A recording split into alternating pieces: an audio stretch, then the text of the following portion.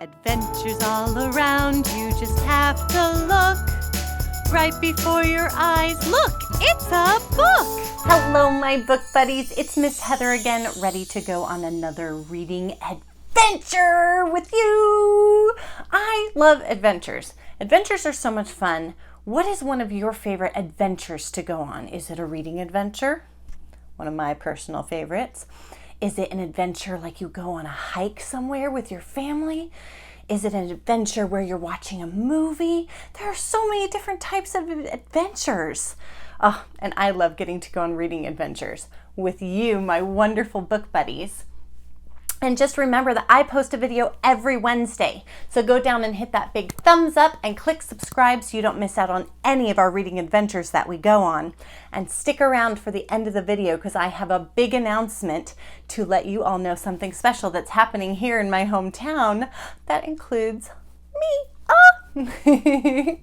But I do think we need to shake some sillies out because I'm just feeling super duper happy today. I think because it's springtime and the flowers are blooming. It's just so much fun. So we're just going to shake out a lot of sillies today.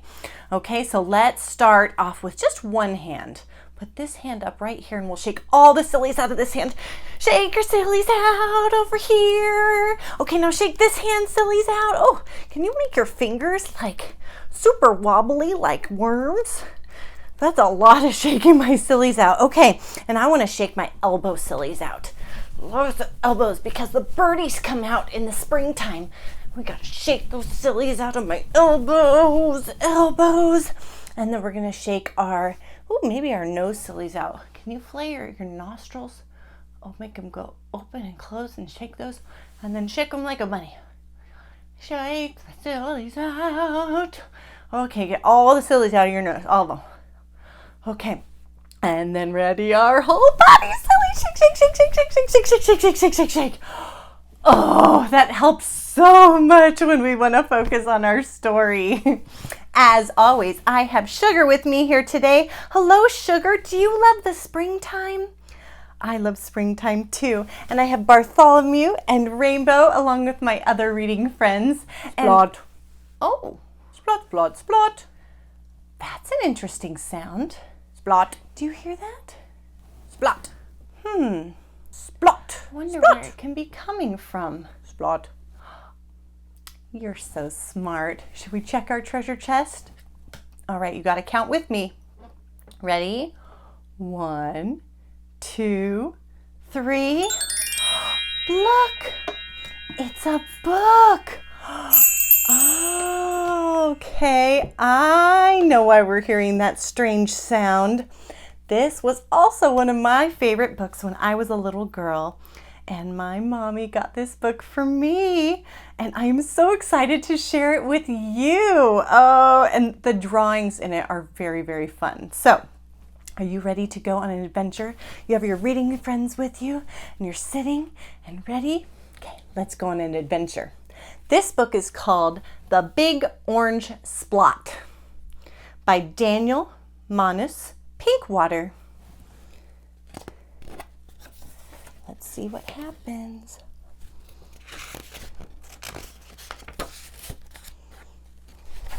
Here he is. Mr. Plumbean lived on a street where all the houses were the same. There's Mr. Plumbean. You like his mustache? He liked it that way. So did everybody else on Mr. Plumbean's street. This is a neat street, they would say. Then one day, so you see all the houses look exactly the same.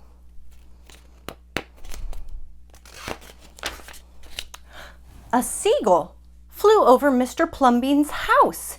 He was carrying a can of bright orange paint. No one knows why. There he is with the paint. And he dropped the can. No one knows why. Right over Mr. Plumbean's house. Uh-oh. It made a big orange splot on Mr. Plumbean's house. Oh, too bad, everybody said. Mr. Plumbean will have to paint his house again." "I suppose I will," said Mr. Plumbean. But he didn't paint his house right away. He looked at the big orange splot for a long time. Then he went about his business. The neighbors got tired of seeing that big orange splot. Somebody said, "Mr. Plumbean, we wish you'd get around to painting your house." "Okay," said Mr. Plumbean. There he is in his house with the big orange splot. What do you think he's going to do? Let's see. He got some blue paint and some white paint, and that night he got busy. He painted at night because it was cooler. When the paint was gone, the roof was blue, the walls were white, and the big orange splot was still there. Then he got some more paint. He got red paint, yellow paint, green paint, and purple paint. In the morning, the other people on the street came out of their houses. Their houses were all the same, but Mr. Plumbean's house was like a rainbow. It was like a jungle. It was like an explosion. So see, all of the houses are the same, but there's Mr. Plumbean's house. Look at all those colors and the big orange splot. I like his house. Do you like his house? Let's see what his neighbors are going to think. There was the big orange splot, and there were little orange splots. There were stripes, there were pictures of elephants and lions and pretty girls and steam shovels. The people said, "Plumbean has popped his cork, flipped his wig, blown his stack, and dropped his stopper." They went away muttering. That day, Mr. Plumbean bought carpenter's tools. That night, he built a tower on top of his roof, and he painted a clock on the tower. I can't wait to see what that looks like. Oh, there it is. The next day, the people said, "Plumbean has gushed his mush, lost his marbles, and slipped his hawser." They decided they would pretend not to notice. Why do you think it bothers them so much that his house looks different than theirs? I wonder. That very night, Mr. Plumbean got a truck full of green things. He planted palm trees, baobabs, thorn bushes, onions, and frangipani. In the morning, he bought a hammock and an alligator. When the other people came out of their houses, they saw Mr. Plumbean swinging in a hammock between two palm trees. They saw an alligator lying in the grass. Mr. Plumbean was drinking lemonade. There he is in his palm trees, and there's his alligator. What a wonderful house. Do you like his house? I like his house a lot. Plumbean has gone too far. This used to be a neat street. "Plumbean, what have you done to your house?" the people shouted. "My house is me, and I am it. My house is where I like to be, and it looks like all my dreams," Mr. Plumbean said. The people went away. They asked the man who lived next door to Mr. Plumbean to go and have a talk with him. Tell him that we all liked it here before he changed his house. Tell him that his house has to be the same as ours, so we can have a neat street. Why is it so important to have a neat street? He said his house is all of his dreams. Oh, that's special. Let's see. The man went to see Mr. Plumbean that evening. They sat under the palm trees drinking lemonade and talking all night long. There they are. There's the alligator sleeping upside down. Early the next morning, the man went out to get lumber and rope and nails and paint.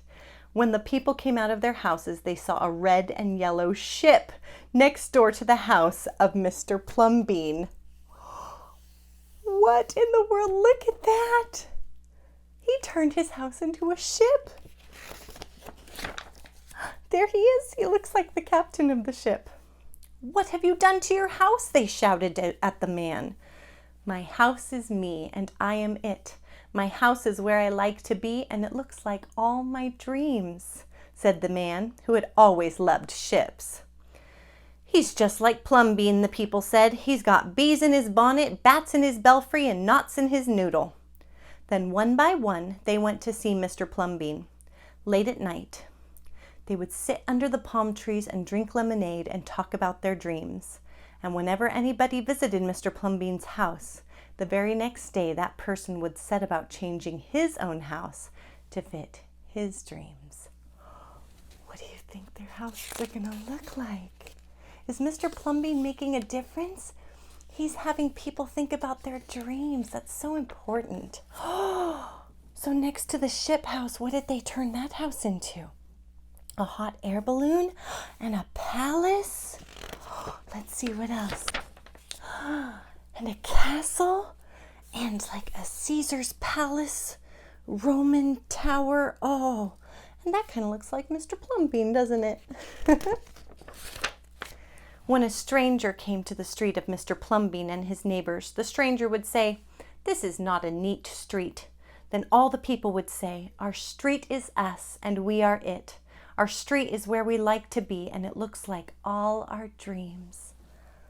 Look at that.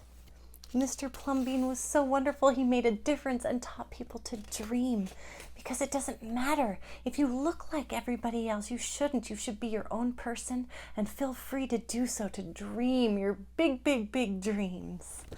Oh, the end. Oh, I love that book so much because it tells us we are special, just the way that we are.